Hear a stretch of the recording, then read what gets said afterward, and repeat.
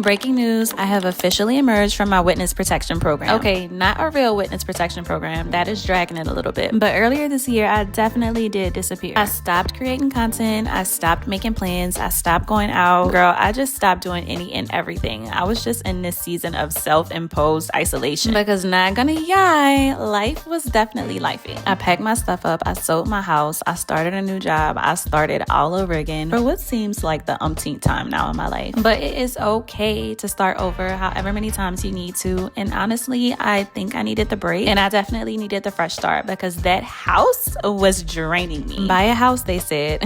One day I'll be ready to tell my story. But as far as today, I'm here to say that the time I spent by myself, it wasn't wasted at all. I prayed more, I got closer to God, and He's revealed so much to me in this season. And now I'm ready to start saying yes again, yes to plans, yes to creating, yes to taking care of myself and sharing this season of my life. So welcome back.